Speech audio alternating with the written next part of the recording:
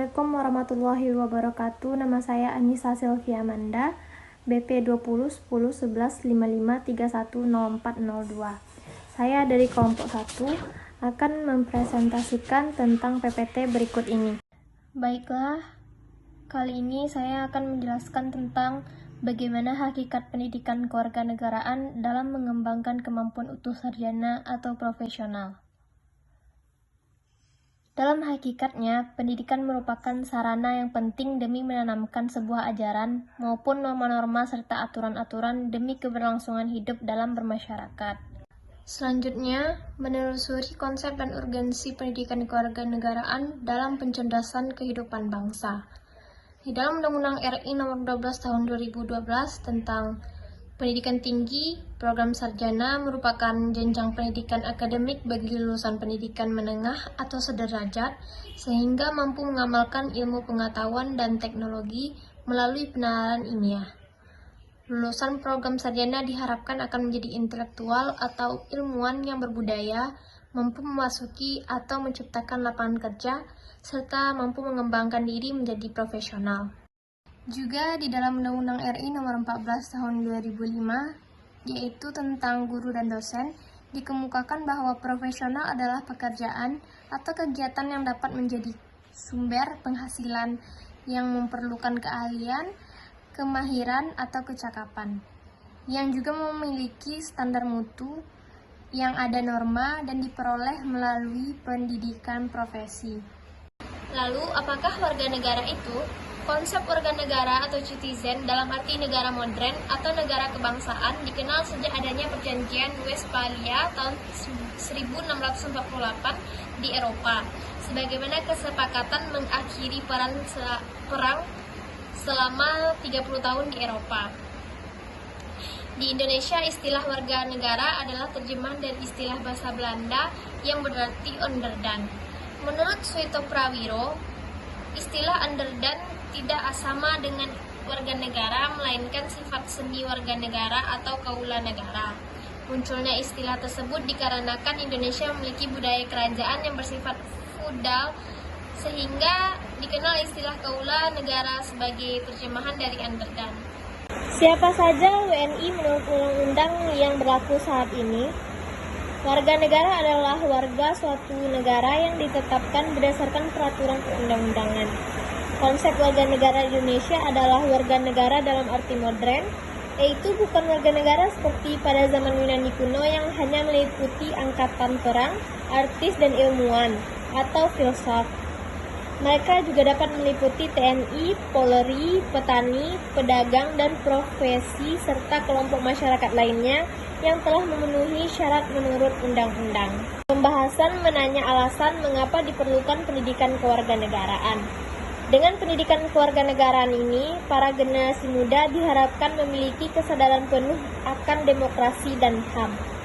Dengan bekal keadaan ini, mereka akan memberikan kontribusi yang berarti dalam mengatasi berbagai masalah yang dihadapi bangsa, seperti konflik dan kekerasan yang terjadi dalam masyarakat Indonesia dengan cara-cara yang damai dan cerdas. Mencetak generasi muda yang bertanggung jawab atas keselamatan dan kejayaan tanah air adalah tujuan berikutnya. Rasa tanggung jawab ini akan tercermin dalam partisipasi aktif generasi muda dalam pembangunan. Generasi muda yang bertanggung jawab akan menyaring pengaruh-pengaruh dari luar, mengambil sisi positifnya, dan menolak hal-hal yang tidak sesuai dengan nilai luhur dan moral bangsa. Akhirnya, pendidikan kewarganegaraan diharapkan untuk menumbuhkan sikap setia kepada tanah air dan bersedia dengan tulus ikhlas untuk menyumbangkan setiap potensi demi kemajuan tanah air, walaupun mendapat iming-iming, popularitas atau harta dari pihak-pihak lain. Selanjutnya, menggali sumber historis, sosiologis, dan politik tentang pendidikan kewargaan di Indonesia. Untuk memahami pendidikan kewarganegaraan di Indonesia, pengkajian dapat dilakukan secara historis, sosiologis, dan politis. Secara historis, pendidikan kewarganegaraan dalam arti substansi telah dimulai jauh sebelum Indonesia diproklamasikan sebagai negara merdeka. Dalam sejarah kebangsaan Indonesia, berdirinya organisasi Budi Utomo tahun 1908 disepakati sebagai Hari Kebangkitan Nasional. Karena pada saat itulah dalam diri bangsa Indonesia mulai tumbuh kesadaran sebagai bangsa, walaupun belum menanamkan Indonesia. Setelah berdirinya Budi Utomo, berdiri pula organisasi lain seperti Syarikat Islam, Muhammadiyah, Indonesia Partij, PSII, PKI, NU, dan organisasi lainnya yang tujuan akhirnya sama-sama ingin melepaskan diri dari penjajahan Belanda. Pada tahun 1928, para pemuda yang berasal dari wilayah Nusantara berikrar menyatakan diri sebagai bangsa Indonesia bertanah air dan berbangsa Bahasa Persatuan Bahasa Indonesia. Lalu secara politis, pendidikan kewarganegaraan mulai dikenal dalam pendidikan sekolah dapat digali dari dokumen kurikulum sejak tahun 1957.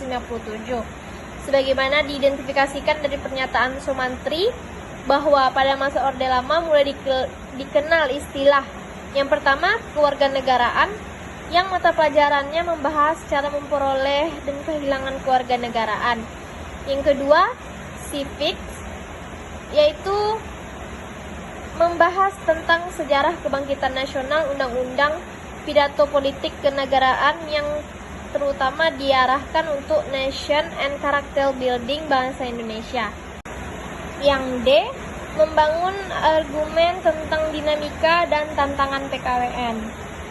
Mengapa dinamika tantangan PKWN sangat erat dengan perjalanan sejarah praktik kenegaraan atau pemerintahan RI? Inilah ciri khas PKWN sebagai mata kuliah dibandingkan dengan mata kuliah lain. Antologi PKWN adalah sikap dan perilaku warga negara dalam kehidupan masyarakat berbangsa dan bernegara.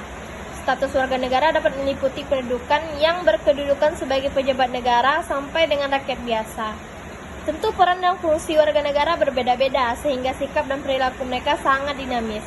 Oleh karena itu, mata kuliah PKWN harus selalu menyesuaikan atau sejalan dengan dinamika dan tantangan sikap serta perilaku warga negara dalam kehidupan bermasyarakat, berbangsa, dan bernegara.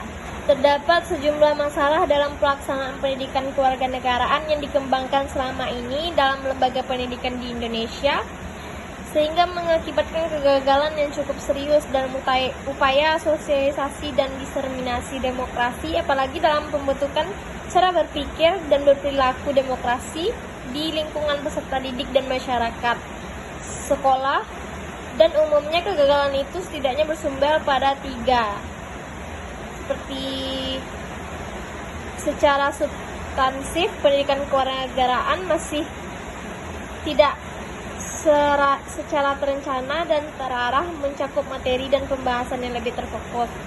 Yang kedua yaitu materi-materi yang ada pada dasar potensial bagi pendidikan demokrasi tidak bisa berkembang karena pendekatan dalam pembelajaran yang bersifat indoktrinatif, monologis, dan tidak partisipasif. Yang ketiga yaitu materi perkuliahan tersebut lebih teoritis daripada praktis. Selanjutnya, pembahasan tentang mendeskripsikan esensi dan urgensi pendidikan kewarganegaraan untuk masa depan.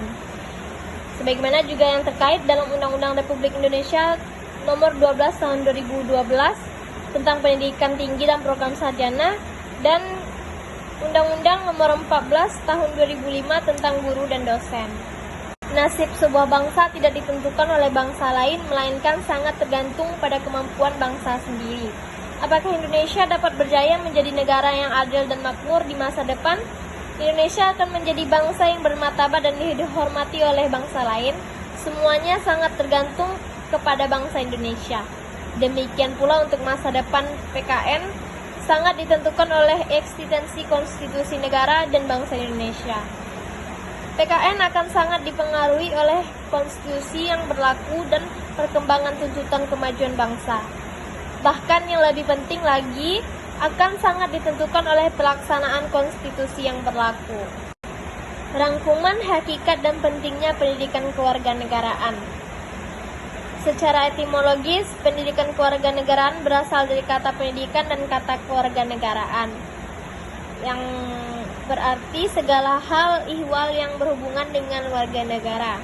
Yang kedua, secara yuridis, pendidikan kewarganegaraan dimaksudkan untuk membentuk peserta didik menjadi manusia yang memiliki rasa kebangsaan dan cinta tanah air. Secara terminologis, pendidikan kewarganegaraan adalah program pendidikan yang berintikan demokrasi politik diperluaskan dengan sumber-sumber pengetahuan lainnya. Pengaruh-pengaruh positif dari pendidikan sekolah, masyarakat, dan orang tua, kesemuanya itu diproses guna melatih para siswa untuk berpikir kritis, analitis, bersikap dan bertindak demokratis dalam mempersiapkan kehidupan demokratis berdasarkan Pancasila dan Undang-Undang 1945. Lalu secara historis, PKWN di Indonesia awalnya diselenggarakan oleh organisasi pergerakan yang bertujuan untuk membangun rasa kebangsaan dan cita-cita Indonesia merdeka. Dan secara sosiologis, PKWN di Indonesia dilakukan pada tataran sosial kultural oleh para pemimpin di masyarakat yang mengajak untuk mencintai tanah air dan bangsa Indonesia. Secara politis, PKWN di Indonesia lahir karena tuntutan konstitusi atau Undang-Undang 1945 dan sejumlah kebijakan pemerintah yang berkuasa sesuai dengan masanya. Pendidikan kewarganegaraan senantiasa menghadapi dinamika perubahan dalam sistem ketatanegaraan dan pemerintahan, serta tantangan kehidupan bangsa dan bernegara. Baiklah, hanya itu yang dapat saya jelaskan. Terima kasih atas segala perhatian dan waktunya. Mohon maaf atas kesalahan dan pengucapan kata. Saya akhiri dengan Assalamualaikum warahmatullahi wabarakatuh.